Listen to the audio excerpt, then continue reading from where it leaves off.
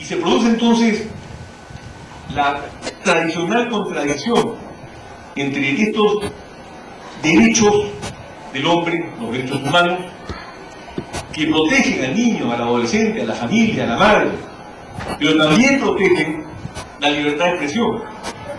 ¿Cuáles son los límites de protección de la libertad de expresión y de información y de opinión versus el derecho inmanente que todos tenemos a proteger a nuestras familias, a tener privacidad, a que no se nos agreda, como lo vemos hoy día en la televisión, todos los días del Señor?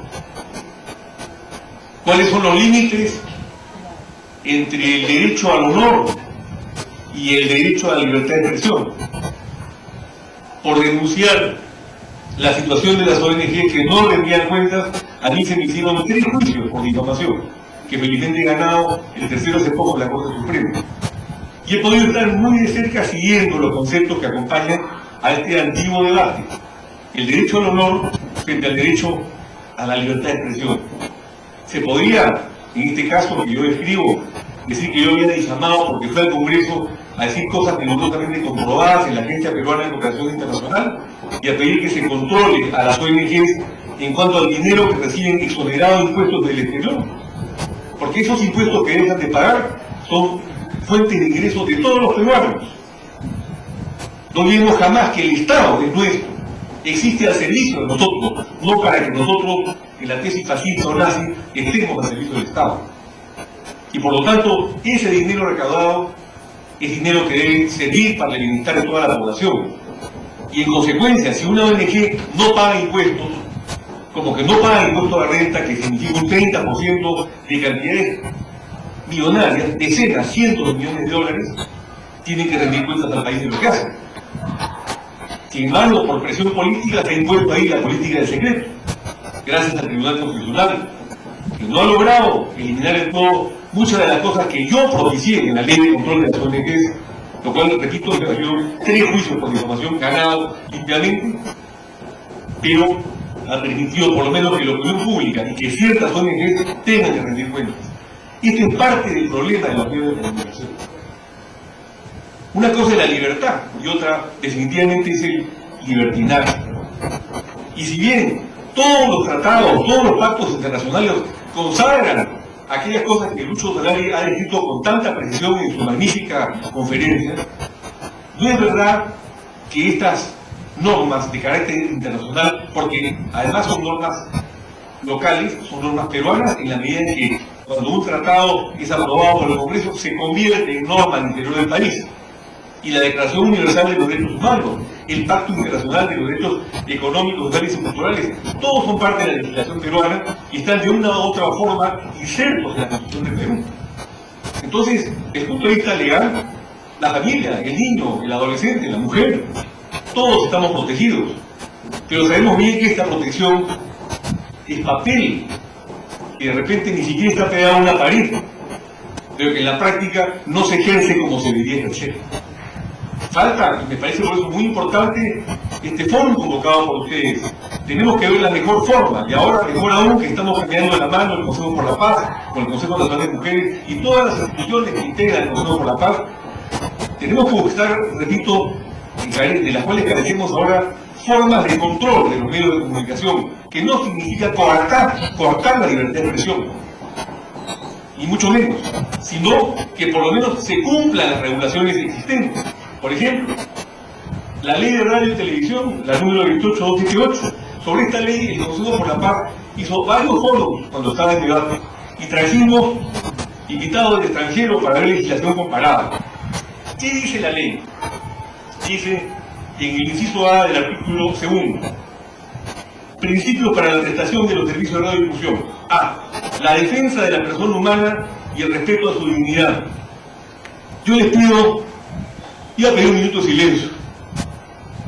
Simplemente les pido unos breves segundos para que cada uno de nosotros se diga a sí mismo: ¿esto se cumple? ¿Se cumple especialmente en la televisión, que es el medio de mayor impacto? No se cumple. Pero cuando alguien sale a decir algo, inmediatamente todos se juntan en los medios y dicen: se está atentando contra la libertad de expresión. Hasta Magali Medina se atreve a decir. ¿No? Y ahí hay una madre coraje, que es la de Paolo Guerrero, que sigue empeñosa en que esta señora salga, ¿no es cierto?, a aclarar las mentiras que dijo sobre su hijo. Y a ella no le da la gana de hacerlo, y los periodistas dicen, bueno, es que no se puede cortar la libertad de expresión porque piensan que mañana pasado, cuando ellos hagan algo similar, les puede caer el peso de la ley encima. Yo tuve un juicio por difamación que le habría a César Kirchner hace algunos años, y se lo pelotearon entre la Corte Superior y la Suprema porque no querían sentenciarlo.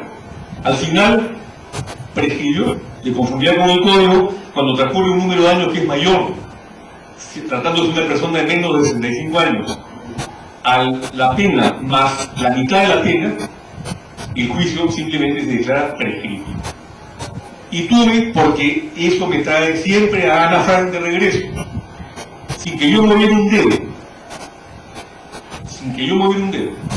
el jefe del órgano de control llamó a los 5 magistrados supremos que habían estado jugando ping-pong con el expediente, y al doctor Guillermo Cabana, que fue después procurador antiterrorismo, que yo conocí años después, estudió el expediente y los destituyó. Y por eso Gilligan, cada vez que puede, me ataca o dice que yo soy un matón judicial. El matón judicial es él, que jugó con la presión televisiva precisamente para que sus frases difamatorias en contra mía no lo llevaran a donde debieron llevarlo, a una condena que por lo demás nunca significa cárcel. El pago de una indemnización mínima y el hecho por lo menos de reparación moral de saber que esa difamación no queda impune. Pero son juicios de 3, 4, 5 años. Y esto no puede seguir así. Después de Magali Medina, ahora quieren despenalizar la difamación.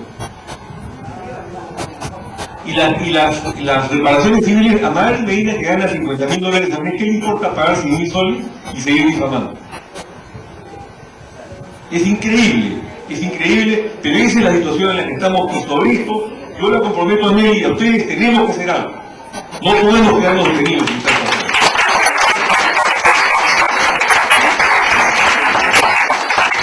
El inciso G del artículo 2 de la ley dice: la protección y formación integral de los niños y adolescentes, así como el respeto de la institución familiar.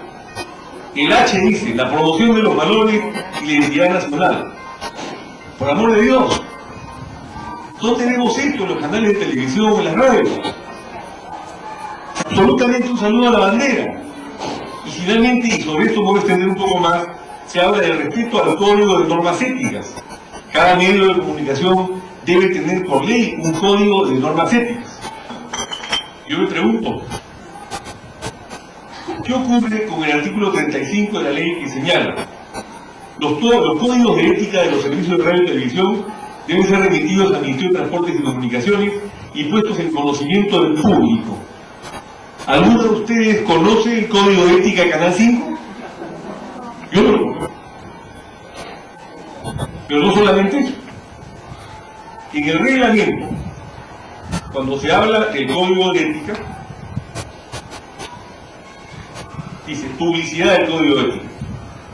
Dentro de los 10 días siguientes contados de la fecha en que se tiene por presentado el código de ética, conforme a lo dispuesto en el artículo presidente, el titular de la autorización deberá difundirlo a través de su programación dentro del horario familiar y publicarlo en su página web o mediante cualquier medio de difusión alternativa.